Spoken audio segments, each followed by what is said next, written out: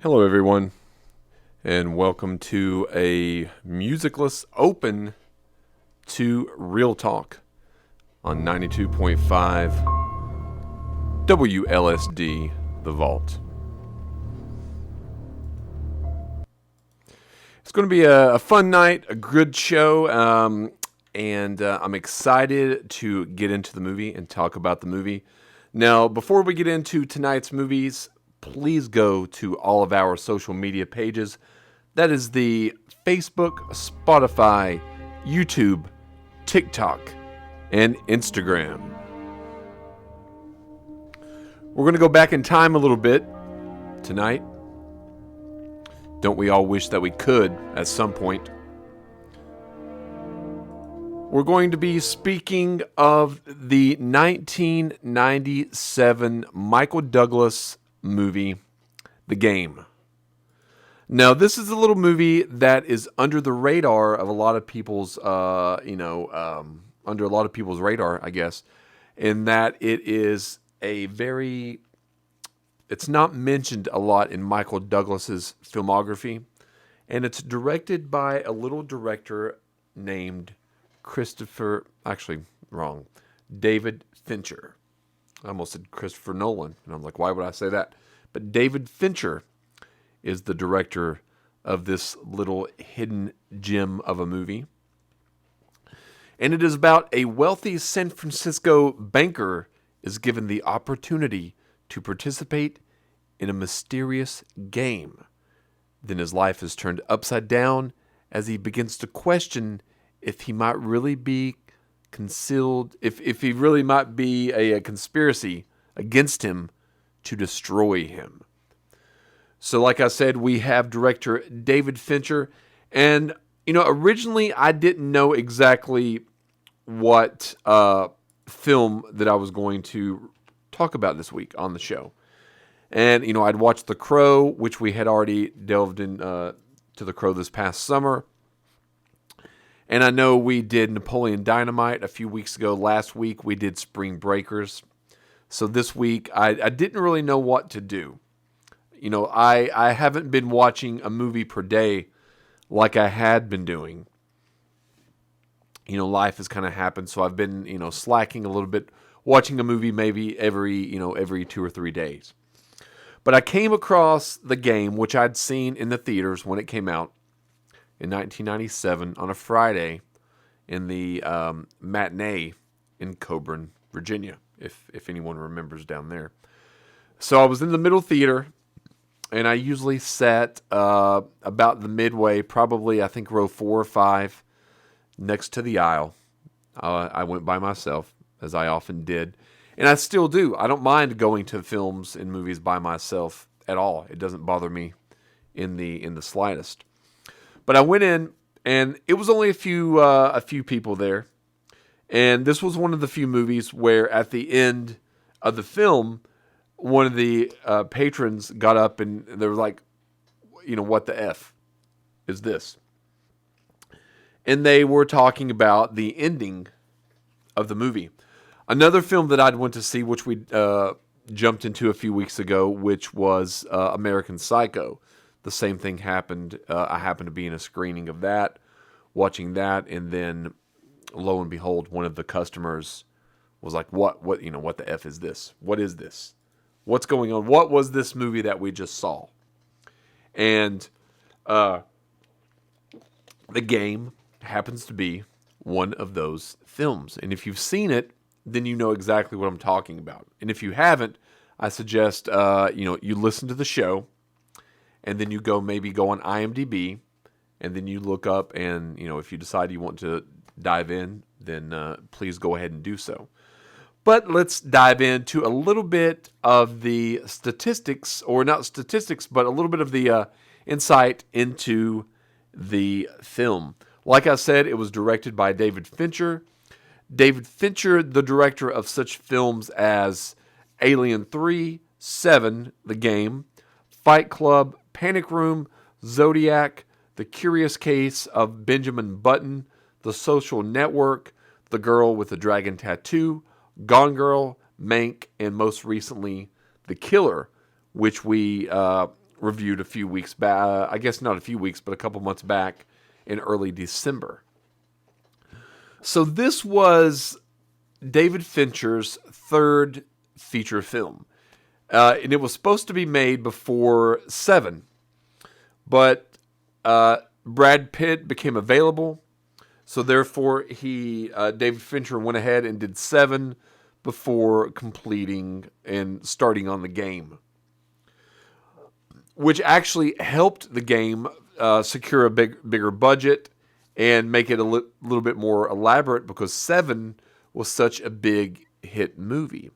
And it still stands to this day as probably David Fincher's, I would say probably maybe his best film. Maybe so. But we've got a pretty solid cast. It's almost a one-man show, a one-actor show, to be honest. But you have Michael Douglas, Sean Penn, and Deborah Kara Unger. You may not know her face, or you will know her face. You may not know her name. She was in The Salton Sea. She was in, obviously, The Game.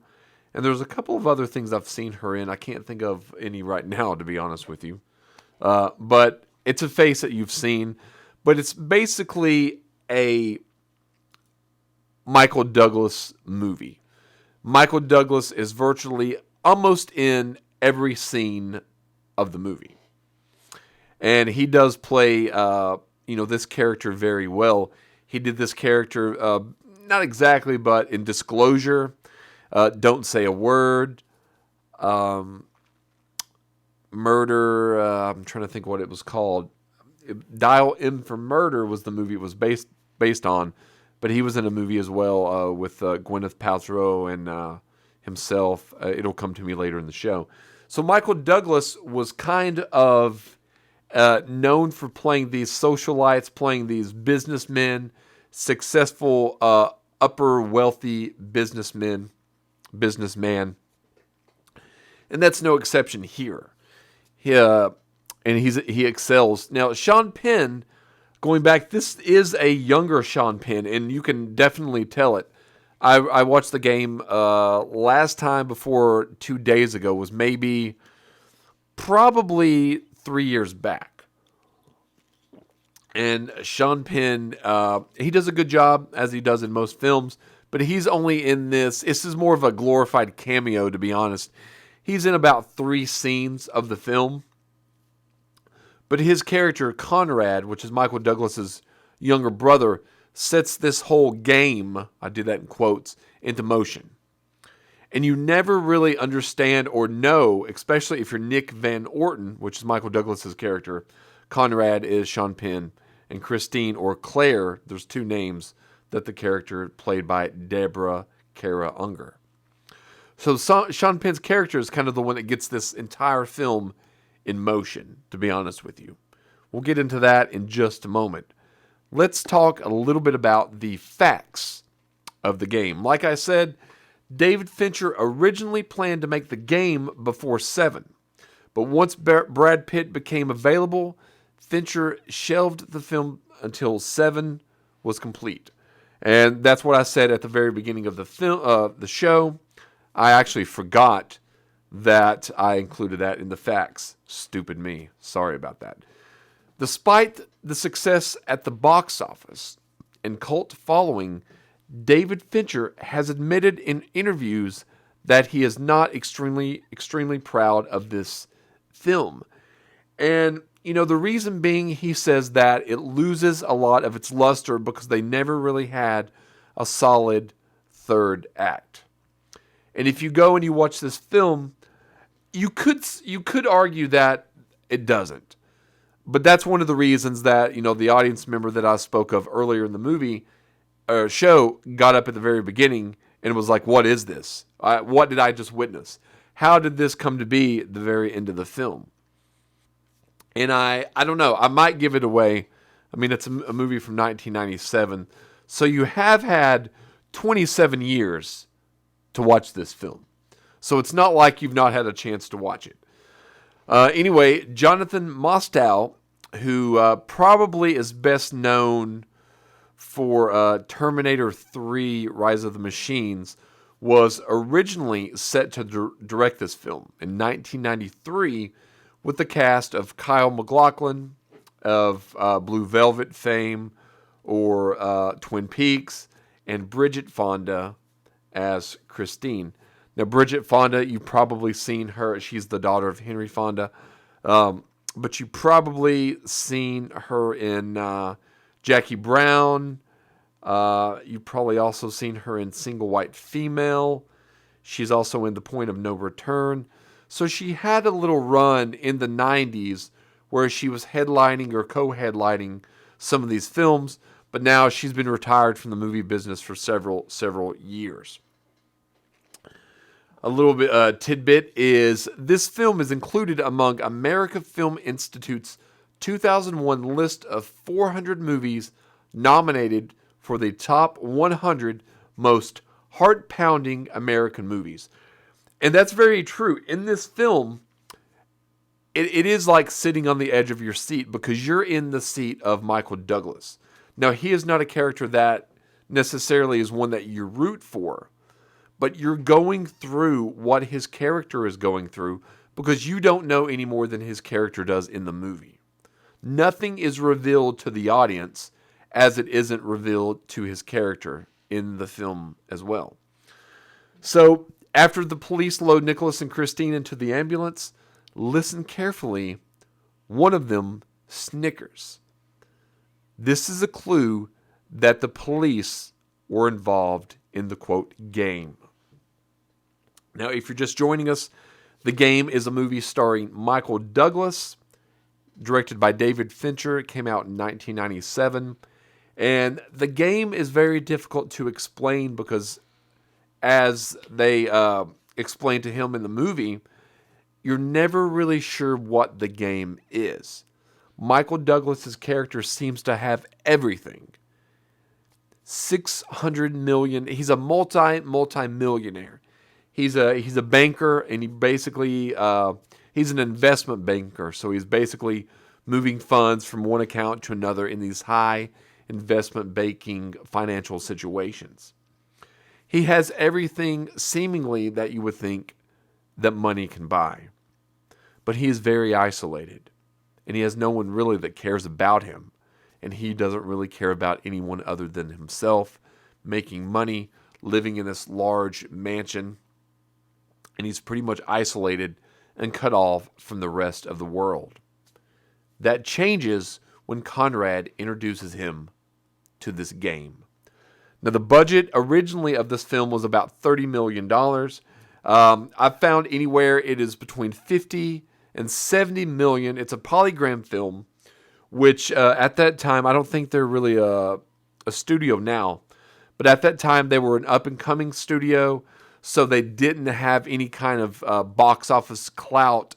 Michael Douglas even commented that he was reluctant to do this film with Polygram because he didn't know if they were going to be able to handle distribution of such a wide screen film. He was kind of unsure about that. But the budget ended up being between 50 and 70 and made 48.3 million in the United States and about 109 million worldwide, which, if like I've spoke before, studios only reap about half of the total gross. So it reaped about, you say 110 mil. So that would be about 55 million. It cost 50 to 70. So they probably broke even when it's all said and done. But once you factor in, I think VHS was still a thing when it came out. I actually had the VHS copy and the DVD. And then you've got Blu-ray sales, and then you've got licensing to TV, and then the streaming services. So The Game was a profitable film. Rotten Tomatoes has it as 77% positive, 84% audience score, and on IMDb, Internet Movie Database, it has a solid 7.7. So it is, it did well critically and financially, kind of in the middle of the road, truth be known. But, it is kind of a thriller, and it's kind of a suspense thriller. And you don't really know what's going on, to be honest. The onion is slowly peeled as you begin watching the movie. So let's get into a little bit of the plot and the story of the game. Now, like I said, Michael Douglas's character gets his father has passed away. He committed suicide at the same age that Nick Van Horton, or is it Orton? I want to get this right. Nicholas Van Orton, the same age as his father. I think he's about 47 in the film.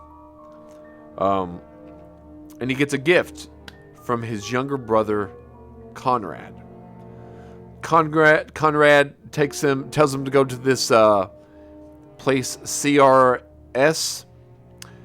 And while at CRS, Nick Van Orton is subjected to a lot of tests. Not only physical endurance tests, but also, the blot test, watching images on the screen, and clicking, certain buttons, whenever he is, stimulated in some way, whether it is, erotically, whether it is, something dealing with violence. So he's going through a complete day of these tests for this game that he has no idea what it is.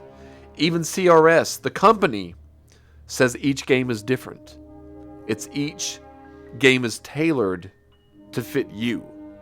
So the game that you might be playing is not the game that I'm going to play. Because maybe, my heart rate gets too much, so I'm not going to be able to run if I need to.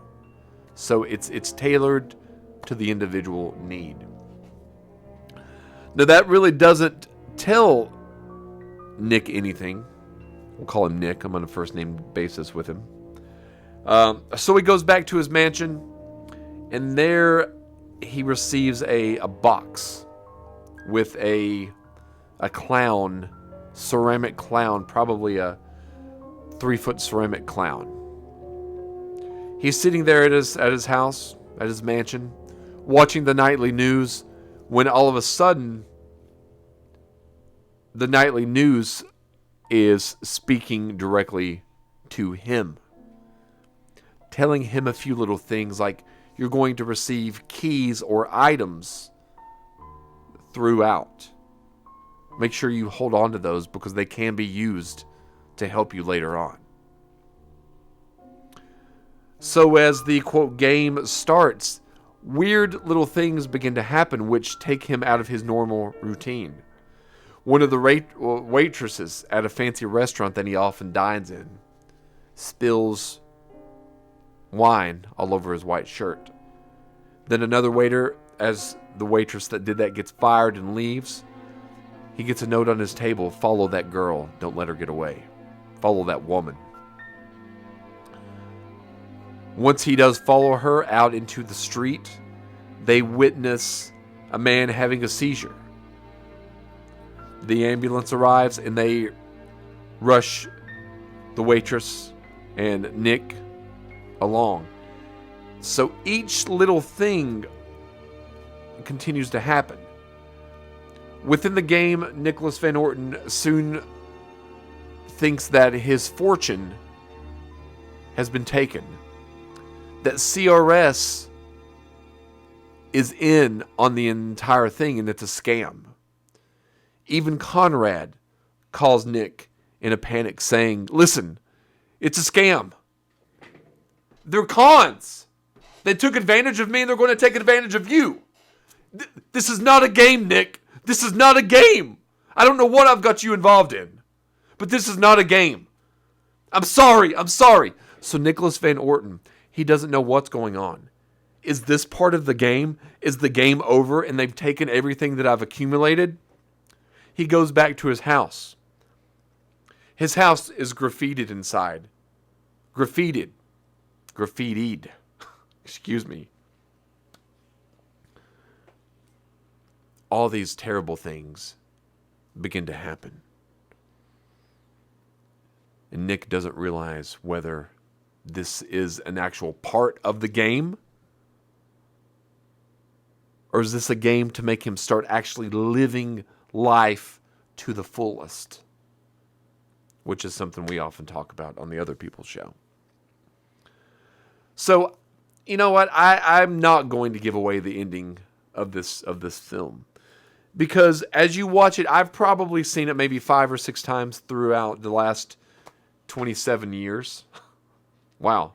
Yeah, 27 years. And it still holds up.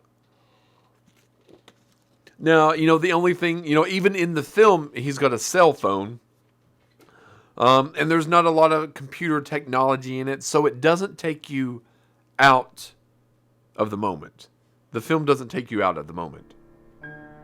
At all. And it's a slow burn thriller of a movie.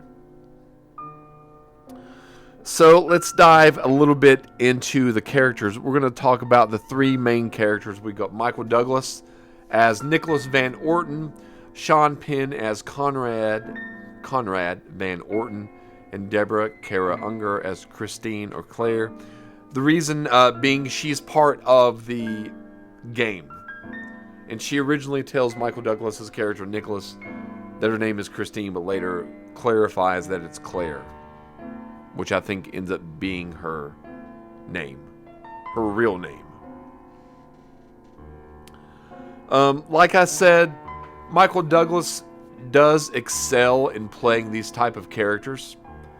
And if you've liked him in other, very similar kind of roles, like, Don't Say a Word, Disclosure, even The Sentinel, The Game, it's a top-notch Michael Douglas performance. Quite possibly one of his best. I would probably put this film and Falling Down as 2 Michael Douglas movies that are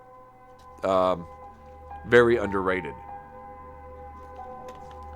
And in the 90s, early 2000s, even Wonder Boys, which is a completely different type of character. But he's done some underrated films over the years. And this is one that's underrated for him and David Fincher. Because it was kind of mixed up between Seven and Fight Club.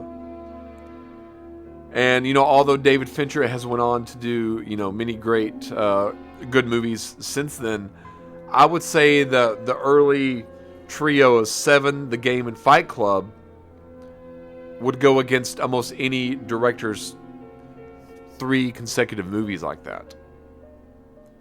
But, Fight Club also was a financial box office disappointment, as was Zodiac. So even though you might have a great film, the audience might not discover it right away. I do think that I did have a keen eye and awareness of what a film should be, even at a young age.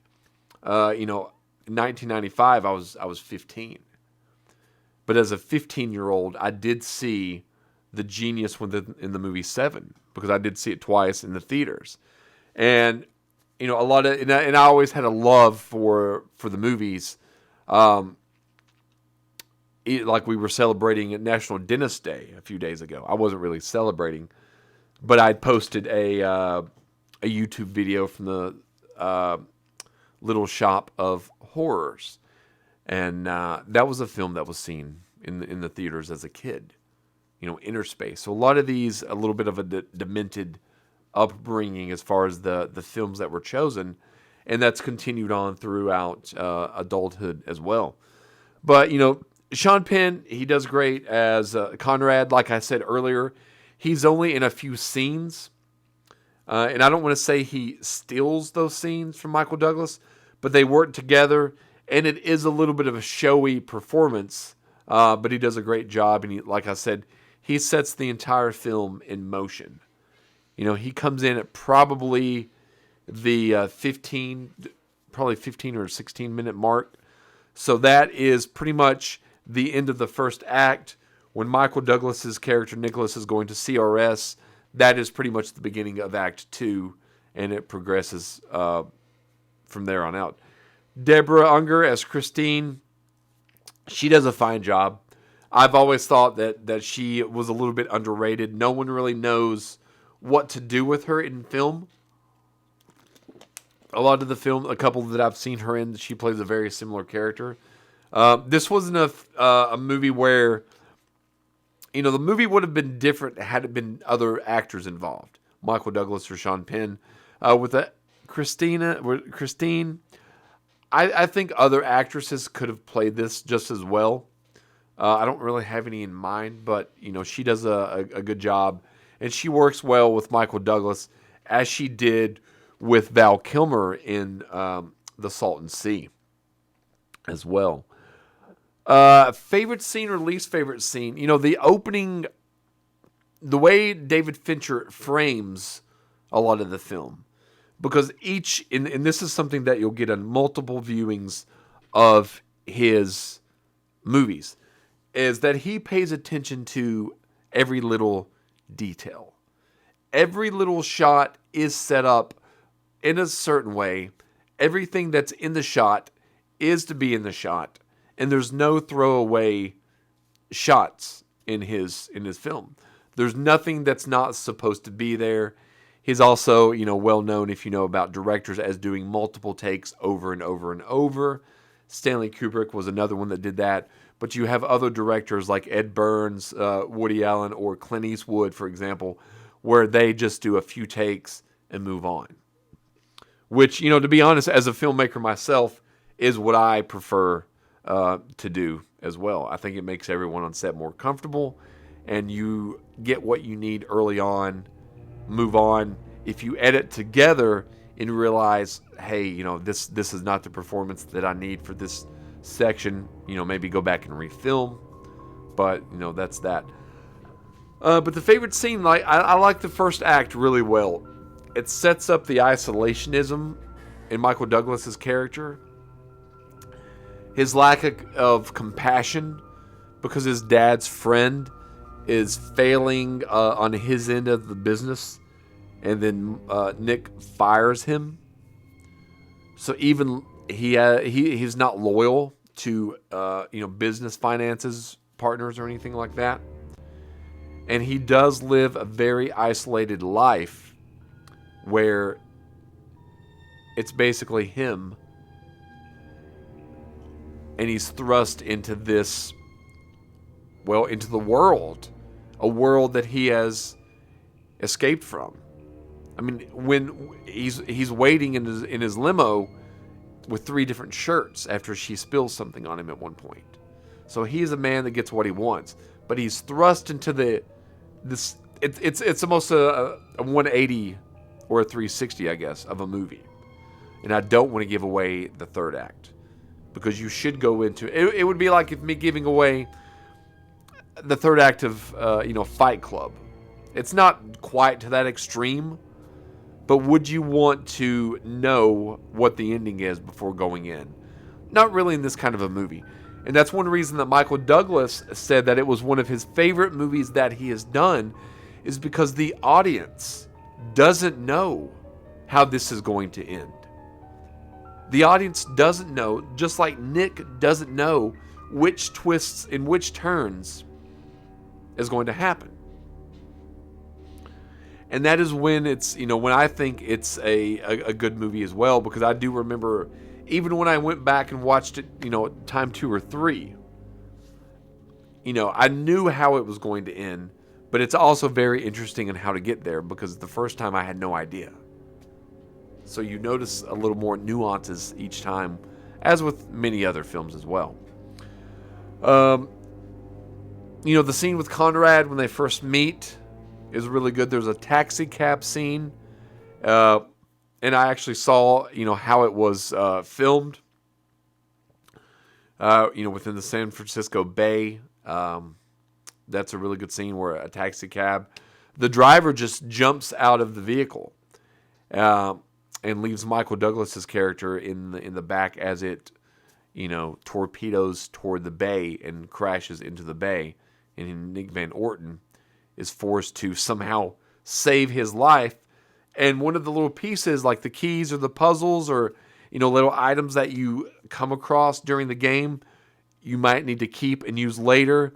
He does find something that unrolls a window and allows him to get out of the taxi that's being submerged in the San Francisco Bay.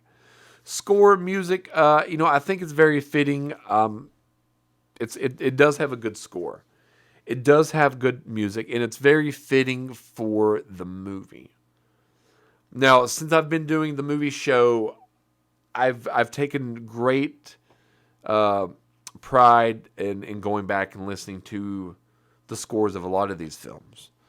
And a lot of these films have fantastic scores, which I'm not being able to play for you right now. I do apologize for that. But it will be on the YouTube version, so you can go there and check out the other people's show, Real Talk. But yeah, it's got a great score. I'm not sure the composer. Howard Shore is the actual composer. Excuse me, I knew that. But yeah, check out some of his work. And what can I say? He does a fantastic job. Originality. This is a very original movie. You could look at it in a way like a non-science fiction Total Recall, but not the plot of the film. The only thing is, where Douglas Quaid goes to Total Recall, and he's a special agent, but he doesn't know that he is. That's got nothing to do with the game whatsoever. It's as if when Douglas Quaid is going through in the film Total Recall, he's not really 100% sure what's going on, as is Nicholas Van Orton in the game. He's never 100% sure what is going on. And neither is the audience. If you go back and you look at the poster, it's got, Michael Douglas, the top of his head is kind of like little puzzle pieces. It's fitting. I don't know. I think there's like a little marionette puppet hanging down in one of the posters. It's a dark poster trimmed with, darks and red and a little bit of yellow shadowing and coloring. It's a good poster. I mean, I don't know what else you could really do to make it more appealing. It's a fine poster. It's not perfect. It's not lousy. I would give it a solid B as far as posters go. But yeah, I would say on the final thoughts tonight on the game is that it's a movie that if you like these kind of movies, you probably will enjoy a good Michael Douglas movie. But it's serious. It's a serious movie. It's not done. I don't think there's any real humor. Maybe two scenes where there might be, a little touch of humor, but not a lot of them. And if you like David Fincher films, I think you'll really enjoy this as well, because it's one that was kind of like I said, in between Seven and Fight Club, which both of those movies got much acclaim. Fight Club was a lot more, with the controversy about it being violent and things like that. And it was totally mismarketed. Fight Club was totally mismarketed. Seven, it started, a little bit smaller, but it gained and gradually made it over the $100 million domestic box office, and I think over $200 million worldwide on about a $30 million budget. So David Fincher going into the game had some clout to make a solid mystery and thriller. And I think that he did, even though he wasn't pleased with his third act, I thought he did a good job. But thank you tonight for tuning in to Real Talk. If you want to check out any past episodes, please feel free to do that on Spotify, YouTube, Instagram, TikTok, or Facebook, The Other People Show. We're going to be diving, I'm not sure if it's going to be next week, but very soon, we're going to be jumping into Drop Dead Fred. It's been mentioned, and Tenacious D, the Pick of Destiny, has also been mentioned.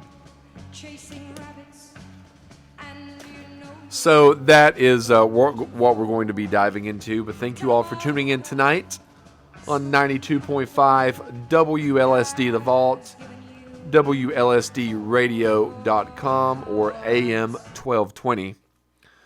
So we do thank you for tuning in. And stay tuned for another episode of The Other People Show in just a moment. Have a good night.